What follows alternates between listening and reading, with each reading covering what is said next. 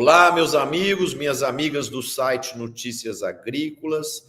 Estamos aqui nessa segunda-feira ao vivo, como sempre, para mais um programa Conexão Campo Cidade. O nosso programa tem como grande propósito criar um ambiente de união para o público urbano e o público rural. E hoje, ao lado dos meus colegas de bancada, Letícia Jacinto e Antônio da Luz, nós vamos receber aqui um importante convidado, o nosso querido Alexandre, que vai falar conosco sobre as questões climáticas. O Alexandre é da Notus, uma empresa especializada em meteorologia, e ele vai contar para nós, se Deus quiser, que em breve vai chover, né?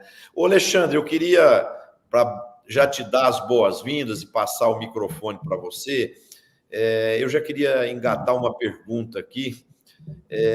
A mídia tem falado que algumas regiões do Brasil têm conseguido umidades relativas tão baixas que estão equivalentes ao deserto do Saara, né?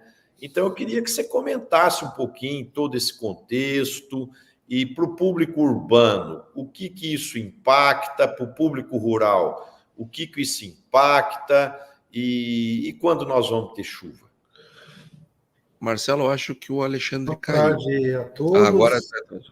Aí. Vocês estão me ouvindo? Sim. Você ouviu a minha pergunta, Alexandre? Ouvi sim, Marcelo. Então tá.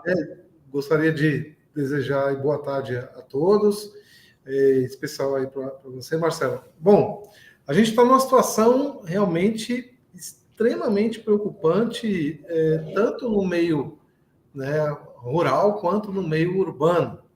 Nós estamos aí em várias localidades do país há 100, 150 dias sem chuva e com temperaturas extremamente altas. Então, só para vocês terem uma ideia, tá? Eu estou aqui dentro da nossa plataforma.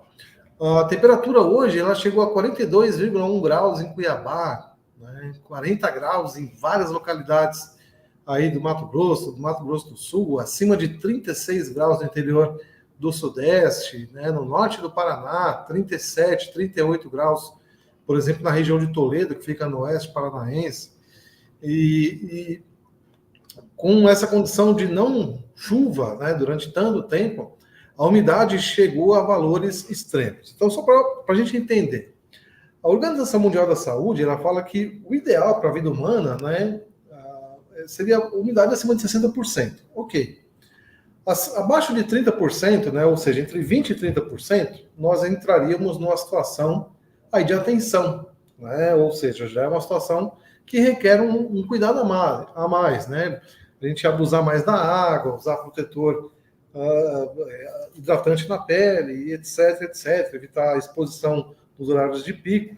Pois bem, entre 12% e 20%, né, a gente entra em estado de emergência, em estado de alerta, perdão, e abaixo de 12% em estado de emergência. Então, só para vocês terem uma ideia, hoje, aqui no nosso país, a gente tem vários valores aí que chegaram a 8%, 9%, 10% em diversas cidades aí do Mato Grosso do Sul, de Mato Grosso, o interior de São Paulo, algumas cidades de Minas Gerais. Então, só para ter uma ideia, Aragarças chegou a 9%, isso é Goiás, Barretos 9%, Cuiabá, né, com aqueles 42% alguma coisa, e apenas 7% de umidade relativa do ar. Aí você me perguntou, né? Isso é comparável ao deserto do Saara? Sim. No deserto do Saara, isso acontece de forma bastante frequente, afinal de contas é um deserto, né?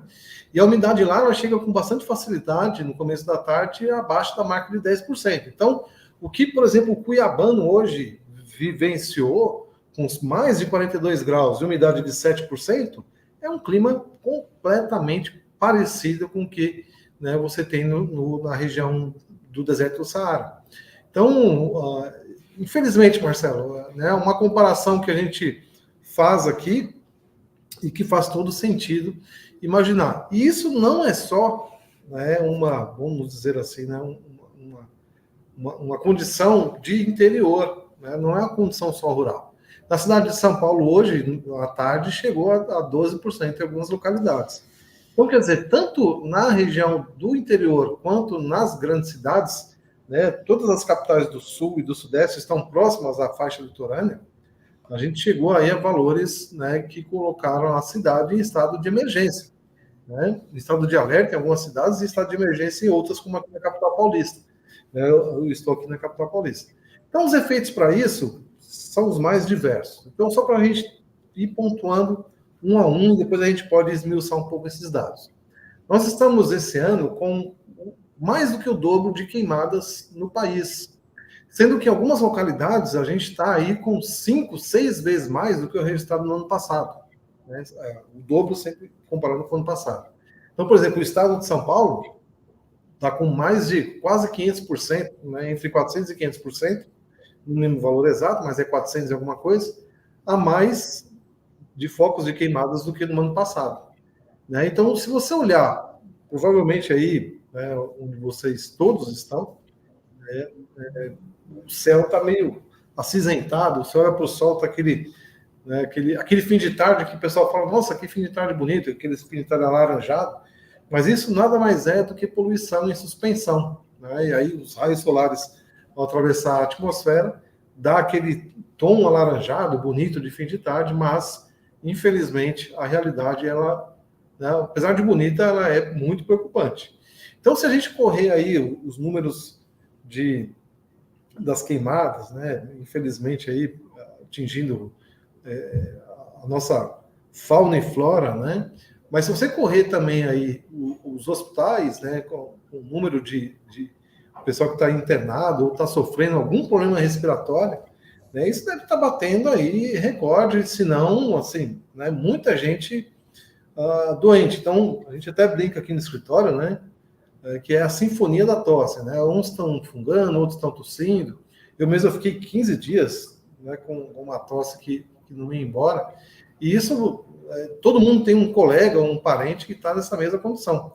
E isso no sul, no sudeste, no centro-oeste, né, lá no nordeste, no norte. Antigamente, era notícia nessa época do ano, né?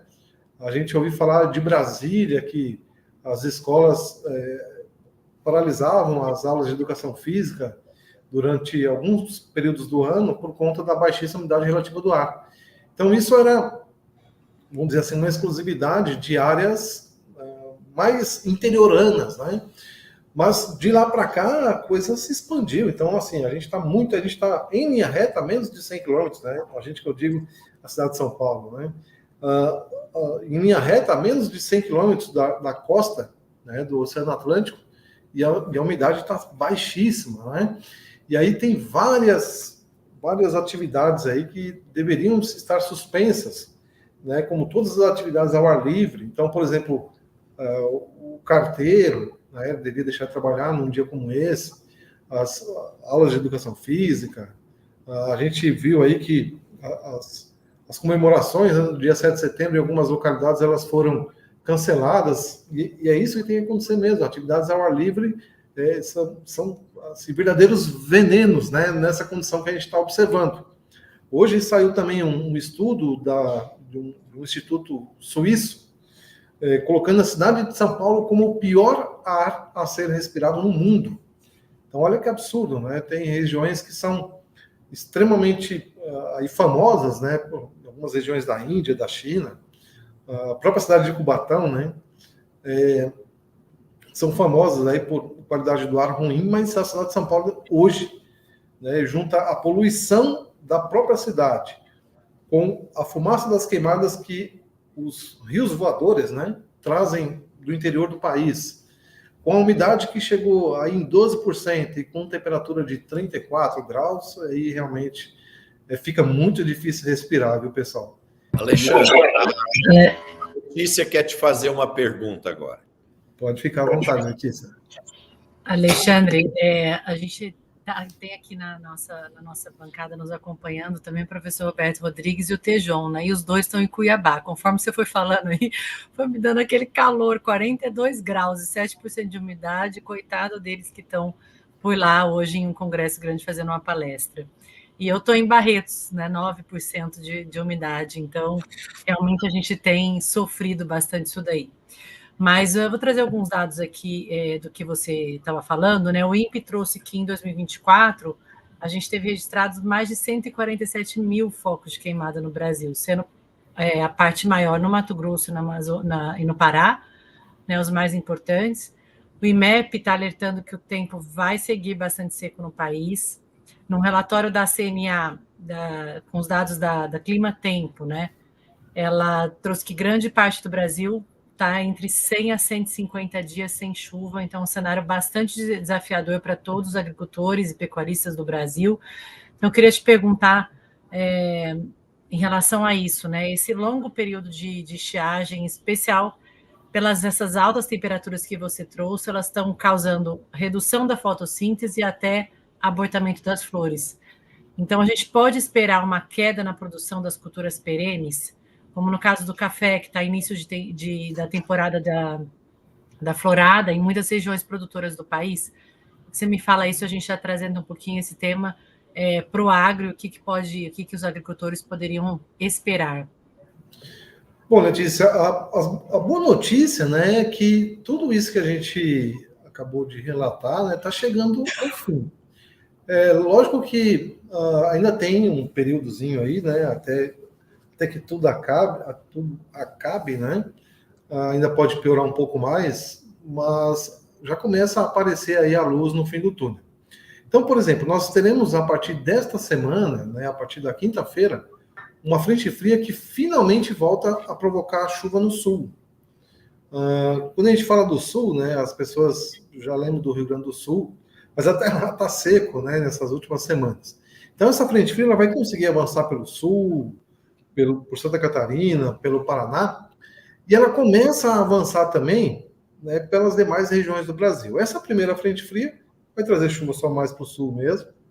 Tem uma segunda frente fria que chega entre o meio e o final da próxima semana, que aí ela consegue começar a avançar um pouquinho, né, sobre Mato Grosso do Sul, sobre parte de São Paulo, e aí a gente já vai estar se aproximando do mês de outubro, e a expectativa de outubro é de que a chuva comece a avançar também, né, pelas demais áreas do Sudeste e Centro-Oeste. E aí isso inclui, né, as regiões cafeeiras também. Então, assim, a gente tem aí realmente, a gente vai colher, né, o fruto desse longo período de estiagem, né, foram 150 dias sem chuva nenhuma, mas a gente não pode esquecer que os outros 100 dias para trás, desses 150 dias, foram com chuva extremamente abaixo da média. Então, a gente vem aí praticamente de um ano com chuva muito abaixo da média, ou pelo menos abaixo da média, com exceção, obviamente, né, das áreas lá do Rio Grande do Sul, que foram, né, infelizmente, a chuva que não veio para cima caiu toda em cima, né, do estado lá. Mas para cima, né, do Paraná para cima, a situação foi ruim na última safra de verão, foi ruim de novo na segunda safra, né, e aí depois de tudo isso que veio esses 100 a 150 dias sem chuva.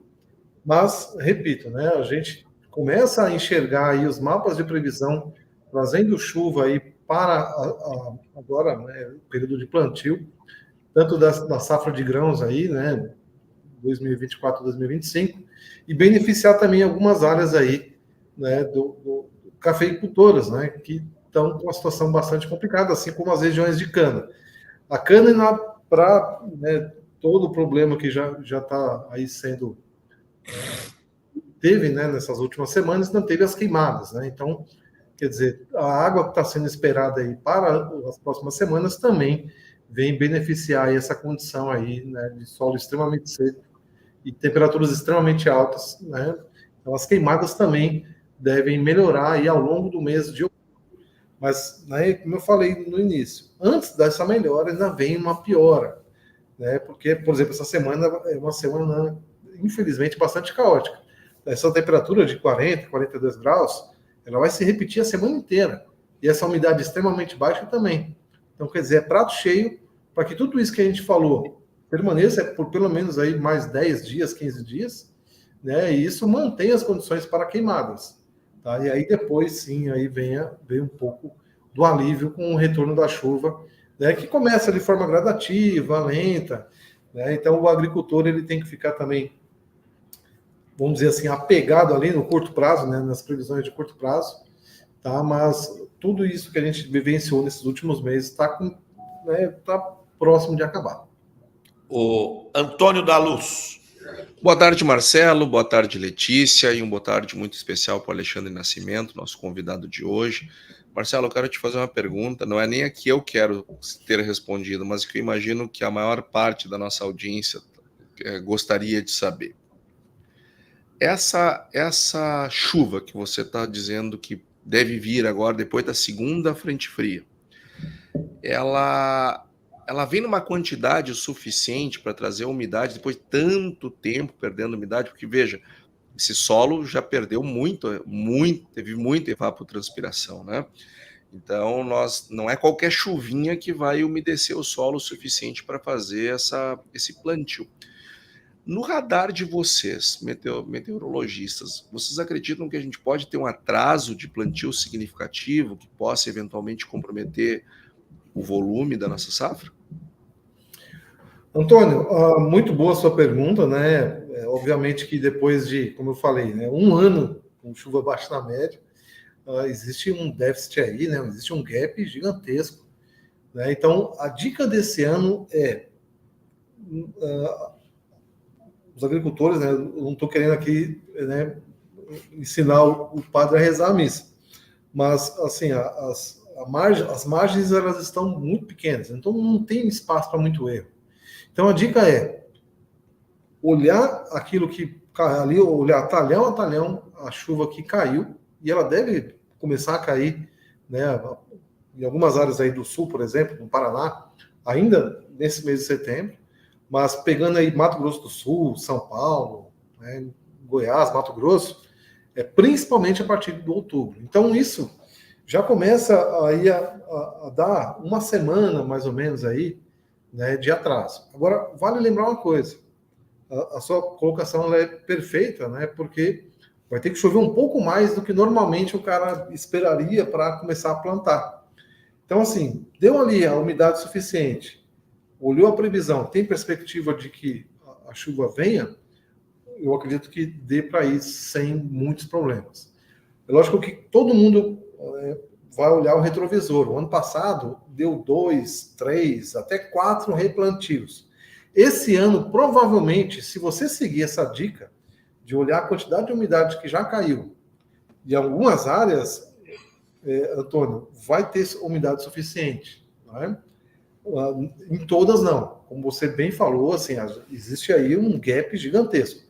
Então vai ter ali localidades que já choveu 30, 50 milímetros e tem perspectiva aí de mais 10, 20 milímetros aí para os próximos 10, 15 dias, manda bala. Naqueles talhões onde você tem ali mais uma palhada a mais, enfim, tem toda essa condição aí que o cara vai ter que fazer, né, aquilo que ele aprendeu ali na prática realmente, né, e esse ano vai ter que ser na ponta do lápis ali, fazendo todas essas contas. Agora vai ter área realmente que vai demorar um pouco mais. Agora, significativo, né, principalmente pensando no ano passado, eu acho que a situação é muito melhor. Né? Esse comecinho aí ele vai ser meio sofrido em algumas áreas, mas de forma geral, acho que aos poucos dá para ir, né, buscando exatamente essas localidades aí onde a chuva vem caindo. Essa era a pergunta que eu ia pedir licença para o Marcelo e para a Letícia para emendar, justamente por ser correlata, né? Que é justamente, bom, tudo bem, demorou para começar, mas agora começou. O que nós podemos esperar? Uma normalidade ou a gente vai ficar com essas intermitências por mais tempo? Ou uma chuva abaixo da média, coisa do tipo? Olha, em relação... talvez a sua pergunta seja muito porque no ano passado aconteceu muito isso, né? No ano passado deu uma chuva, agora vai, e aí não foi, e aí deu esses 3, 4 replantios. A gente tem cliente, por exemplo, né, que ele virou cliente nosso ali em dezembro e ele começou a plantar a primeira safra em dezembro, né, ali no norte de Goiás. E isso não vai acontecer esse ano. Quando a chuva começar a se estabelecer, a expectativa é de que ela se estabeleça. Diferente do ano passado. Bom, isso é uma boa notícia, né? É uma boa eu acredito que esse ano sim, viu, Marcelo? Aí você pode estar se perguntando, Antônio, mas de onde você tira essa segurança para dizer essa resposta, uma vez que, sei lá, em algum momento do ano passado, pode ser que alguém tenha dito a mesma coisa e não deu certo. No ano passado, a gente tinha a combinação de dois caras assim, né? Um deles, a gente continua, que é o tal do aquecimento global, que termina amplificando os efeitos, né, atmosféricos. Então, você tem uma seca gigantesca, se você tem a chuva gigantesca. No ano passado, a gente tinha um El Niño. O que normalmente acontece no El Niño? Chuva demais no sul e de menos para, né, cima. E sob um efeito, sob um domínio de um planeta superaquecido, a chuva do sul, que deve ser acima da média no ano de El Niño, foi estupidamente acima da média. E a seca no centro-norte do país foi uma super seca também. Nesse ano, o El Niño. Então, isso já nos ajuda um pouco. Você ia perguntar, Marcelo? Não, pode concluir, eu já te pergunto. Então, esse ano a gente não tem o El Niño. Mas a gente continua tendo o aquecimento global? Sim, isso é um fato. Tá? Tem gente que não gosta muito de falar sobre isso, mas é fato. É só olhar os dados, né? Se é cíclico, se não é cíclico, não é essa a questão. Então, o planeta está mais quente do que o normal, mas a gente não tem o El Niño. E os modelos estão projetando que a chuva chega, né? Agora, as primeiras pancadas, começando na região sul, né? Subindo no final do mês e avançando pelo país durante o mês de outubro. E aí, novembro, dezembro, chegando nas áreas mais no centro-norte do país. Então, o que tudo indica, a gente deve ter uma condição melhor esse ano, sim. Então, essa informação sua, que vale ouro, né, para quem está nos assistindo, que é agricultor, que está com a semente na plantadeira e o adubo, tudo pronto, vai ter que dominar um pouquinho da ansiedade, porque normalmente, né, Alexandre, os agricultores querem plantar o quanto antes para colher o quanto antes a soja e entrar com o milho, safrinha, numa fase mais favorável, né? Então, eu acredito que, baseado em tudo que você está falando, às vezes vai dar para plantar em setembro, mas mais no final do mês, já tendendo para o início de outubro, e não agora cedo, super cedo, a não ser que a pessoa queira plantar totalmente na poeira, né? Faz um bom tratamento de semente e a semente aguente aí 15, 20 dias esperando a chuva. A minha pergunta para você, Alexandre, nós estamos vivendo uma fase no mundo, e no Brasil não é diferente, tudo é polarizado, esquerda e direita. E quando você fala de vacina, quando você fala de política, quando você fala de tudo, sempre vira polêmica. Essa questão do aquecimento global, o pessoal de direita fala que sempre isso existiu, né? E tal, e não mudou nada. E o pessoal de esquerda fala que isso é um fenômeno que está ocorrendo e que isso pode provocar danos severos aí para a raça humana nos próximos 50 anos aí. A gente lê muita coisa na mídia, por exemplo, que nós estamos já esse ano com 1,67 graus acima dos níveis históricos aí de temperatura, ou seja, um aquecimento real dito pelos meteorologistas, né? Eu li também outro dia que em 1980 nós tínhamos 100 eventos climáticos severos por ano, ou seja, furacões, terremotos e coisas muito severas, né? E que agora está ocorrendo 400 eventos climáticos severos. Então, eu queria que você comentasse, eu sei que é um técnico independente de ligações com política e tal, Eu queria que você explicasse para o nosso público o que efetivamente está acontecendo no mundo e, consequentemente, no Brasil. Marcelo, isso é um ponto bastante polêmico, né? E eu vou me colocar aí nem à esquerda nem à direita. E você falou, né? O planeta está a 1,65 graus, né? Acima do normal. Então, se vai voltar a esfriar ou não daqui a 10 ou 200 anos, nesse momento não importa. O que importa é que a gente está vivenciando isso. Então, só para você ter uma ideia, né? Apesar de não parecer, né? Eu me formei ainda no século passado, né? E quando a gente estudou algumas climatologia, por exemplo, eu me lembro como se fosse hoje o professor falando que o lugar que mais chovia no planeta, que era na Índia, né, por causa das monções, num mês lá específico, registrava 700 milímetros de chuva no mês.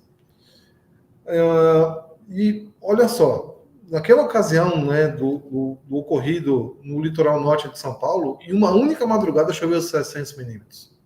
No Rio Grande do Sul, em 3, 4 dias, choveu 700 milímetros. Então, alguma coisa tá diferente, né?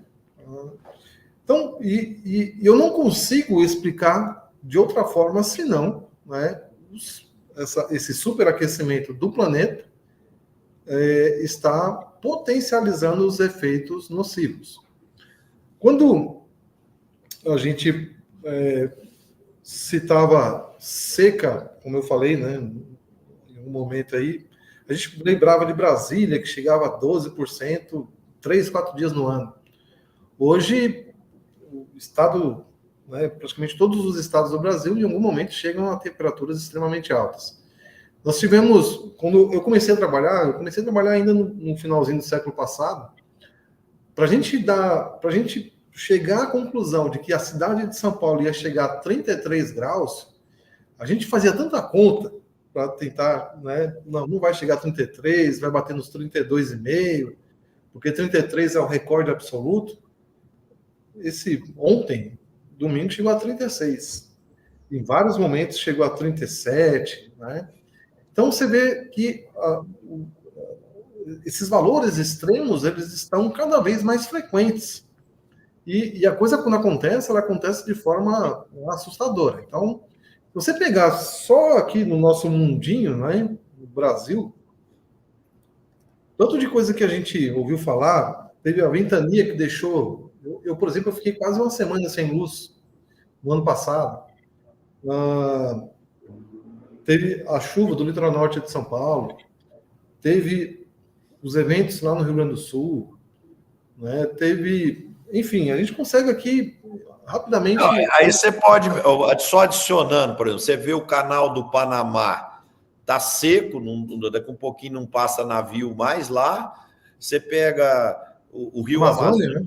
Os Solimões ali, que a Amazônia, o nome da Embrapa lá da região amazônica chama não sei o quê, eu esqueci o primeiro nome agora, eu sei que não sei o quê do trópico úmido, né? Centro de pesquisa do trópico úmido. Lá está seco, os rios estão secando tudo, né? Exatamente, o Rio Madeira, no menor nível, nunca antes visto, a navegabilidade nos Solimões, né, comprometida. Então, infelizmente, eu não consigo ver outra explicação, senão, né, colocar a culpa aí se é cíclico, se não é, a questão aqui não é essa. A questão é que hoje a coisa está complicada, né? E assim, está complicada em níveis nunca antes vistos, né? Então, realmente aqui a gente tem diversas formas de provar que alguma coisa não está certa. Letícia, só perguntinha aí para o Alexandre. Alexandre, queria, na verdade, te fazer duas. São um pouco diferentes, mas estou ansiosa aqui pela sua resposta, né? Primeiro, você acredita que esse período de estiagem pode provocar uma pressão no aumento dos cultivos irrigados e também no aumento de preço de terra com viabilidade para irrigação. Irrigação é uma coisa que a gente fala pouco aqui, mas a gente fala bastante de seguro, né? E me veio isso à cabeça. E o segundo, a gente estava falando de queimadas, eu queria que você deixasse uma mensagem em relação a isso, né? As queimadas, elas, por diversos veículos ou uma falta de conhecimento, têm trazido o próprio produtor, né, como o culpado por essas queimadas. E esses dias, fazendo uma live aqui até de educação, de Olho no Material Escolar, que eu sou presidente, a gente trouxe muito essa parte de lixo, né, jogado, como é que o próprio sol reflete num vidro, numa lata, o que pode causar o fogo. Então, se tiver alguma mensagem também de a gente poder evitar que isso se intensifique, queria que você deixasse aqui para os nossos ouvintes. Ô, Letícia, antes dele responder, eu queria só adicionar um ponto na sua pergunta, é que a irrigação, né, que ele vai responder, com certeza é bacana, tal, mas a gente tem visto, a crise está tão séria que tem lugares que tem pivôs, eu tenho andado nas minhas andanças aí, tem pivô, mas o rio secou, ou o rio abaixou tanto que não pode ligar o pivô, né? Então, devido à gravidade, tem lugares que são usados a água do lençol freático, alguma coisa assim de poço artesiano, que a água secou também, né? Então, ele trouxe que isso não ia se eternizar, né? E deve regularizar daqui a pouco, talvez a gente nem tenha o ano de 2024 como o pior dos últimos tempos. Então, como a gente tem falado de irrigação aqui, a importância dela, eu resolvi trazer. Bom, vamos lá, Letícia. Em relação à irrigação, realmente isso preocupa bastante, sobretudo nessa porção mais oeste do país, né? Como a gente pega o lado de cá, eu vou explicar o que eu quero dizer com o lado de cá, né? Por exemplo, lá em 2014 a 2016, a gente teve uma condição nunca antes vista, que foi o Cantareira, Furnas, o próprio São Francisco chegar em níveis nunca antes vistos, né? Teve a problemática do volume morto no abastecimento de cidades como a cidade de São Paulo, por exemplo. Mas isso terminou que, né, quase que de forma mágica, a gente sabe que não foi magia nenhuma, né? Mas choveu, os governos fizeram também a sua lição de casa. Hoje a gente está na condição que está 150 dias sem chover, mas os reservatórios ainda estão em níveis, vamos dizer assim, bem mais confortáveis do que aconteceram naquela ocasião. Quando a gente vai para a porção mais oeste, por exemplo, Mato Grosso do Sul, o Paraguai, né? A própria região norte, como Rondônia, Acre, né? O Amazonas, a gente acabou de falar dos Solimões, essas áreas aí, realmente a situação deve estar caótica, assim, com aqueles riachos, né? Que são os pequenos rios que depois são afluentes, né? Dos grandes rios, realmente deve estar numa situação que deve ter secado completamente. E aí a chuva vindo, né, pode ser que lá em 2025 aqui o papo seja outro, né? A gente vai falar de cheia, como, por exemplo, né, lá em 2020 havia uma baita de um medo até com talvez o abastecimento de energia elétrica ser comprometido por conta disso, de falta de chuva, mas aí começou a chover e aí depois encheu tanto que, por exemplo, a gente viu reportagens com as ruas de café lá em Furnas debaixo d'água, né? Chegou a 100% depois de 12 anos. Então, quem sabe ano que vem a gente vai estar falando sobre isso. Mas, enfim, ao que tudo indica, se cair a chuva que os modelos numéricos de previsão do tempo estão mostrando, a gente deve ter uma recuperação disso. Lógico que, assim, antes de recuperar, o cara, né, que começa a plantar lá no sequeiro e não tem como irrigar, ele vai sofrer esse início de temporada. Ele vai ter que esperar a chuva mesmo. Muitos caras, por exemplo, lá no norte de Mato Grosso, que começa a plantar depois do dia 15, por conta da liberação lá do vazio sanitário, e ele planta onde tem, né, em área irrigada, esse ano ele vai atrasar um pouco por conta disso. Tá? Mas se chover, o que está sendo proposto pelos modelos numéricos de previsão do tempo e de clima, o ano que vem a gente vai estar numa situação melhor do que esse ano. Tá? Mas realmente, essa questão aí de áreas irrigadas sempre preocupa bastante, a gente acompanha, eu acompanho muito de perto o setor elétrico também. E o setor elétrico, ele tem ali, ele pode usar as águas, né, para gerar energia até um certo nível, né, porque tem que o uso consultivo das águas, inclusive para irrigação, ele tem que ser mantido. E a gente sabe que tem áreas que a situação está muito preocupante, principalmente nessa porção oeste do país. Então, por exemplo, o Rio Madeira, né, tem lá as usinas de Santo Antônio Giral, que a metade delas pararam de funcionar porque não tem água suficiente. Você vai ligar a turbina, ela vai turbinar lama. Né? Então, essa é a condição de um rio gigante como o Rio Madeira. Agora, imagina os afluentes pequenininhos, né? Deve estar numa situação realmente bastante preocupante. Antônio, desculpa, termina. Só respondendo rapidamente a segunda pergunta da Letícia, aqui em relação às queimadas. Letícia, realmente, a gente tem, né, a gente acompanha muito de perto, né? Vira e mexe, a gente está indo aqui participar de reuniões com a Defesa Civil aqui em São Paulo, né? E o Coronel Hengel, que é o comandante aqui da Casa Civil, ele também comanda diversas brigadas aí ao longo, né, das defesas civis de outros estados. E algumas das histórias que eu ouvi, por exemplo, que uma vez eles estavam, né, a Polícia Militar aqui em São Paulo estava na captura de bandidos, e aí eles pararam no meio do canavial para prender os caras, tal, e o simples calor, né, do motor ali foi o suficiente para ser um gatilho para a formação ali de um... Aí eles perderam viatura, perderam tudo, pegou fogo. Então, assim, fora isso, a gente tem essa questão do vidro, tem o próprio atrito dos galhos secos, mas também tem aquele cara que bota fogo, que às vezes não é nem por querer.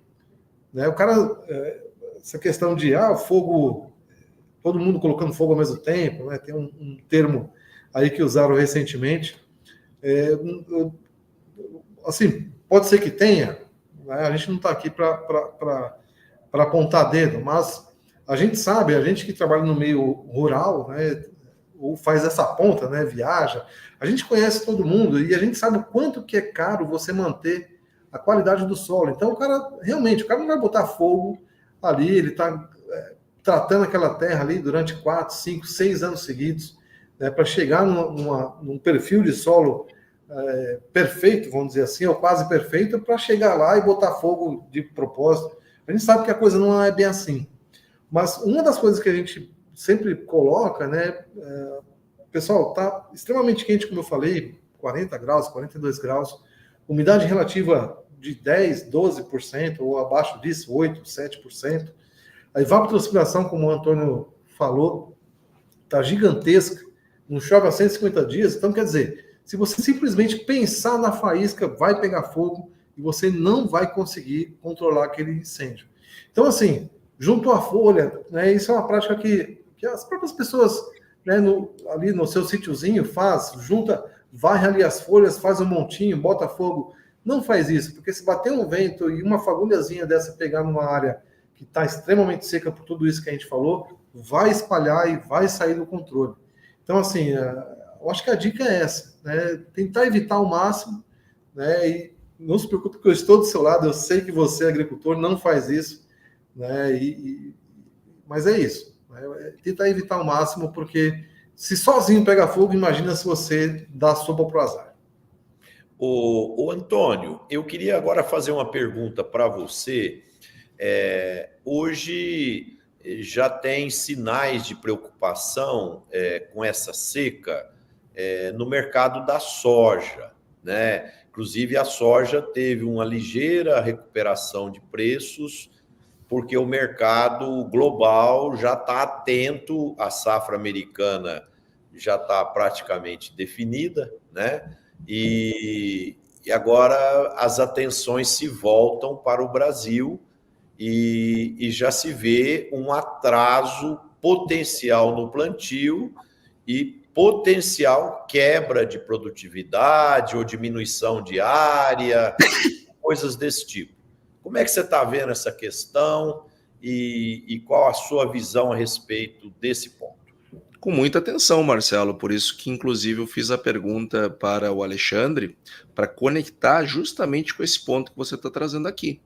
Porque, veja, nós tivemos na semana passada uma alta expressiva do preço da soja em Chicago.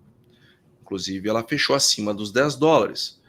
Aí, mesmo com uma realização de lucros importante que teve na sexta-feira. Ela vinha subindo, chegou sexta-feira e nós tivemos uma realização de lucros por conta da expectativa firme de uma piora na economia global, sobretudo nos Estados Unidos, saíram os dados de mercado de trabalho, enfim. Como aí petróleo despencou, minério de ferro despencou, soja que vinha subindo, em algum momento ia ter uma realização de lucros, na sexta-feira teve.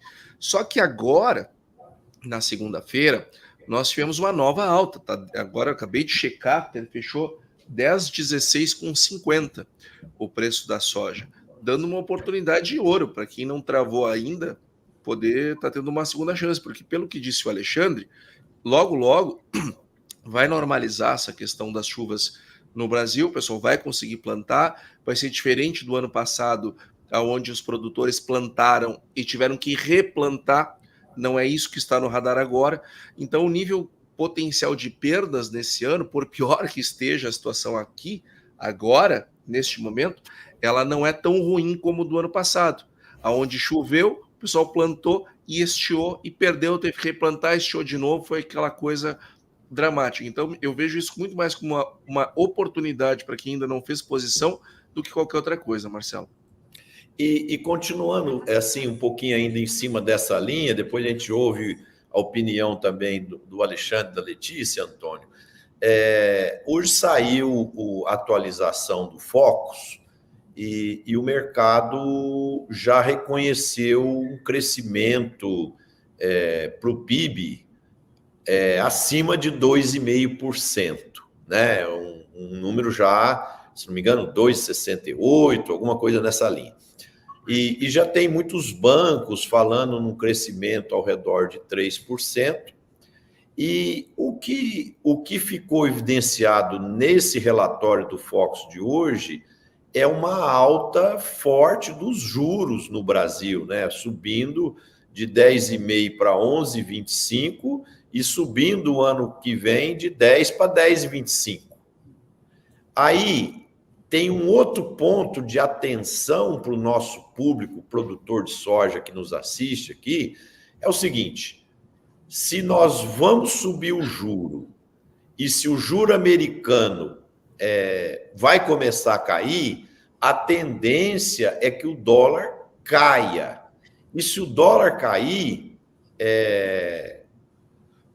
a gente tem que ficar atento nisso que você acabou de falar, essas janelas de oportunidade de soja, de fechamento futuro, que vão surgindo oportunamente.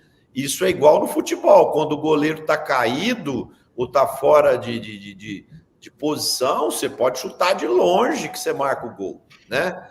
Então, alertar os produtores para fazer essas reflexões. Eu acho que eu e o Antônio, nossos colegas aqui, ninguém está falando para vender ou não vender. Nós estamos falando para cada um fazer suas análises, fazer suas contas, calcular seu EBITDA e lembrar, hein, gente? EBITDA histórico de soja é de 15% a 18%. Aqueles EBITDA de 45% a 50% que a gente teve na época da pandemia, aí, há 2 anos atrás, aquilo é fora da realidade. Então é o seguinte, se você fez seus cálculos, está com um nível de EBITDA legal, faça suas fixações. Marcelo, antes de nós ouvirmos a Letícia, eu gostaria de fazer um adendo à sua fala, porque ela conecta bem. Primeiro, eu acho que nós temos que entender o porquê que os economistas, como eu, revisam projeção de PIB só depois que algumas coisas especificamente acontecem. Em primeiro lugar, nós temos que entender o porquê que a economia está crescendo mais do que o esperado. E comemorar esse crescimento a maior é mais ou menos comemorar a vitória do menino que está usando anabolizante, que está começando a ficar grande num tempo mais rápido. Sabe por que isso, Marcelo? Eu vou pegar um dado da Secretaria do Tesouro Nacional. Sabe quanto é que nós estamos acumulado em 12 meses com mais gastos do governo? Ninguém tem dúvida que gasto público fora do equilíbrio macroeconômico gera crescimento econômico. Gera inflação também, mas gera crescimento econômico. Bom, nós estamos com 14,9% a mais. Dado uma inflação de 4,5%, nós estamos com mais de 10% de crescimento real da despesa. Dado que essa despesa começa lá atrás, né? Então ela tem o imposto inflacionário, dá mais do que esses 10%, na verdade. Mas veja, o governo gastando 10% a mais. Nós também chegamos numa marca muito preocupante. Nós tivemos agora, para o mês de julho, que foi divulgado na semana passada, o resultado nominal do Brasil. Nós tivemos um déficit de 1,127 bilhões de reais. Pior do que foi na pandemia, só que sem ter pandemia. Nós tínhamos igualado, agora nós conseguimos a façanha de pulverizar o déficit nominal da pandemia. Então, esse dinheiro todo que entra na economia dando liquidez, ele gera crescimento econômico, mas não é sustentável. Não é sustentável. É o famoso voo de galinha, né? O voo de galinha, claro, voo de galinha, o voo eleitoral, como tem outros que preferem. Então, o que acontece? Passa as eleições e puxa o freio de mão, só que aí nós temos inflação. E aí o Banco Central se obriga a aumentar o juro, aí o brasileiro fica com um juro mais alto, um recuo do gasto público, a nossa economia que vinha assim fazendo e quem paga o preço somos nós. E quanto a essa questão, por isso que há essas revisões, e por que nós não colocamos nos nossos modelos antes? Porque este tipo de variação ele não cola bem estatisticamente nos modelos econométricos. Por quê? Porque isso não é uma coisa do dia a dia. Em geral, isso é flat. Em momentos de irresponsabilidade que existem esse tipo de medidas como nós estamos vendo agora. Então, não consegue um histórico estatístico para fazer esse negócio pegar nos modelos econométricos. Por isso que a gente não usa, pelo menos a maioria de nós. Quanto ao câmbio, nós temos que levar em consideração o seguinte: uma queda na taxa de juros nos Estados Unidos, ela incentiva a saída de dólares da economia americana para as outras economias, dentre elas o Brasil.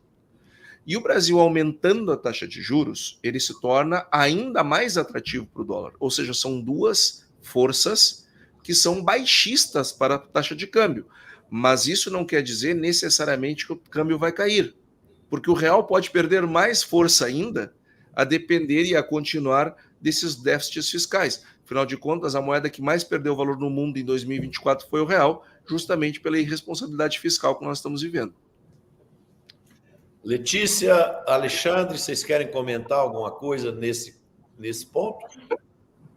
Acho que vocês trouxeram aí grandes análises. O que eu tinha visto também é que podemos aumentar a taxa de juros com esse benefício que a economia está tendo com imposto fiscal, aumento do salário mínimo, antecipação do 13º de aposentados, mas o gasto crescendo, pode vir surpresas aí, né, Antônio?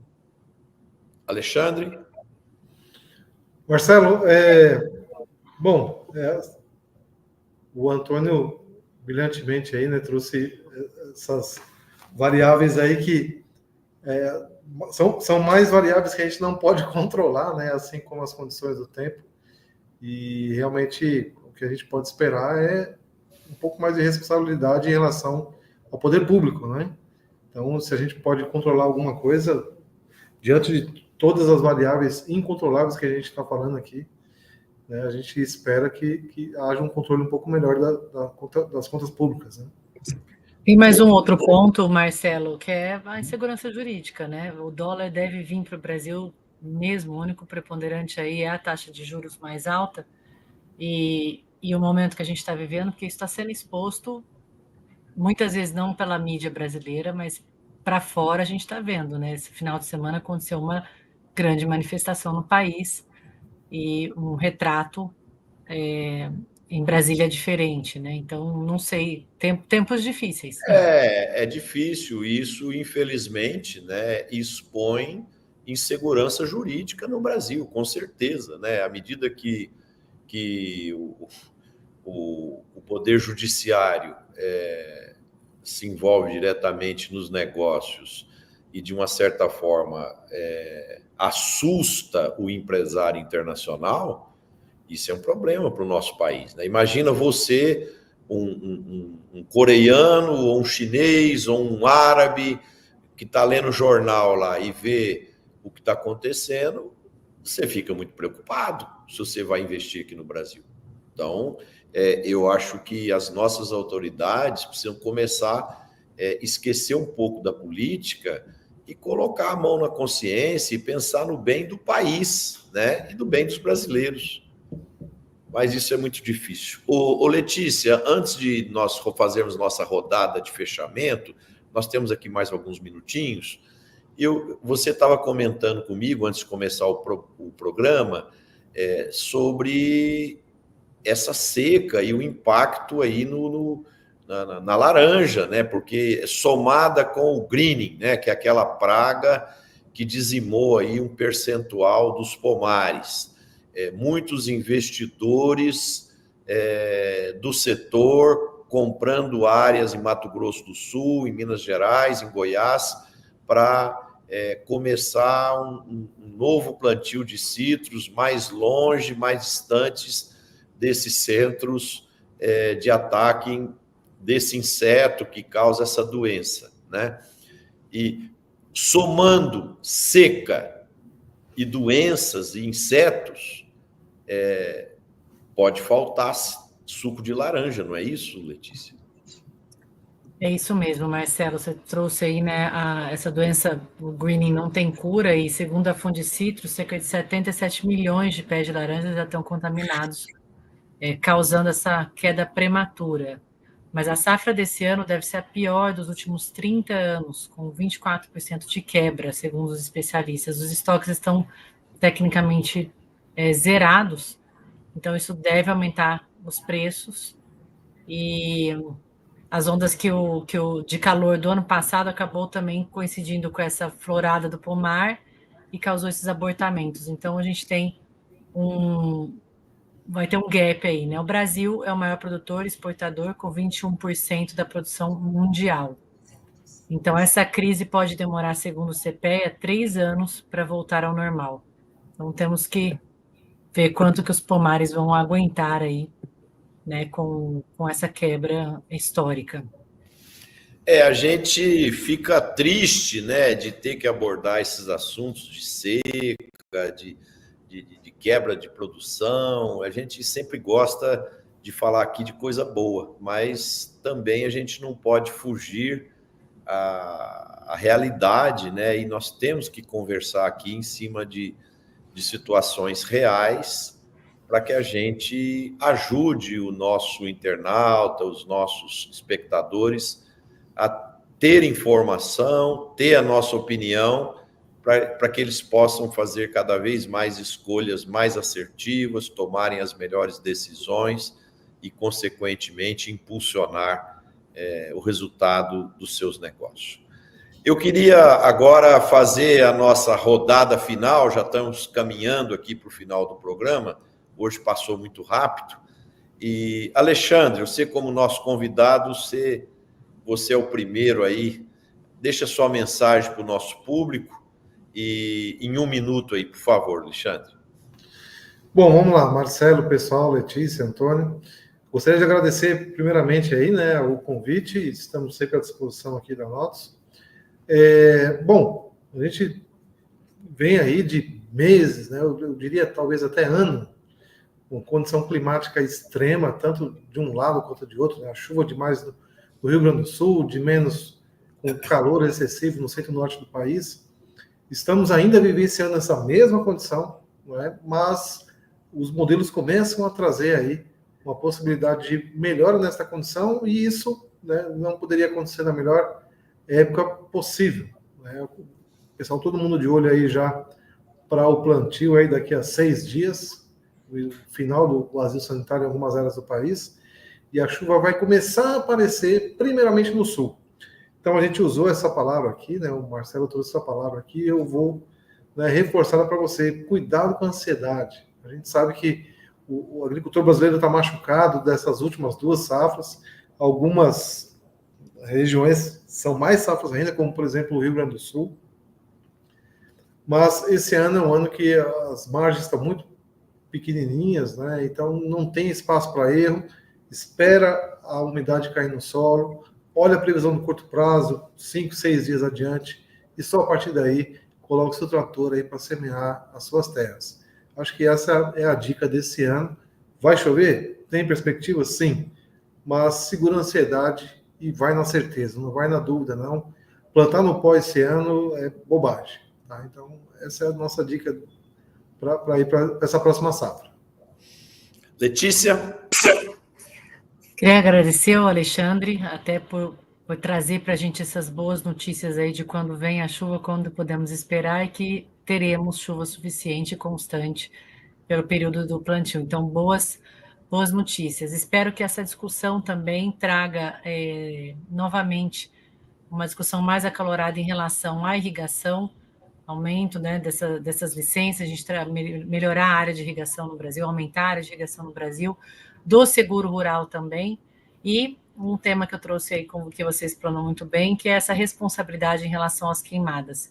Eu acho que a gente tem que ser bastante responsável, né, que as nossas ações ou pequenas ações podem causar grandes danos aí e piorar ainda mais o ar e a umidade que nós estamos enfrentando. Então, obrigada a todos os ouvintes, aos colegas aqui de bancada. Obrigado. Boa semana. Obrigado, Letícia. Antônio da Luz. Marcelo, inspirado pela Letícia, que trouxe essa questão da irrigação, eu quero dar a minha palavra final, dirigir ela para a Secretaria do Meio Ambiente do Estado do Rio Grande do Sul. O Estado do Rio Grande do Sul, como todos nós sabemos, tem vivido extremos climáticos, 2 anos de estiagem consecutivos e depois um excesso de chuvas. Logo, nós deveríamos cuidar mais da armazenagem de água e do uso dela para irrigação, como muito bem trouxe aqui a Letícia. Acontece, Marcelo, que nós tínhamos aqui, não vale rir, tá? Mas o Rio Grande do Sul exigia licenciamento de pivô. Imagina licenciar um pivô. Só falta licenciar o trator também, uma coisa. Imagina. Não, mas isso, eu acho que isso é no Brasil inteiro, viu? Não, aqui no Rio Grande do Sul não é mais, viu? Se era no Brasil inteiro, no Rio Grande do Sul não é mais. Não, era algo estadual, porque a Secretaria do Meio Ambiente, que volta e meia elas são criticadas do Brasil inteiro, pois a Secretaria do Meio Ambiente do Rio Grande do Sul tirou essa necessidade de licenciamento de pivô, porque isso é uma coisa absurda. Você tem que licenciar a armazenagem de água, isso sim, fazer o açude. Agora, o uso do equipamento, não, né?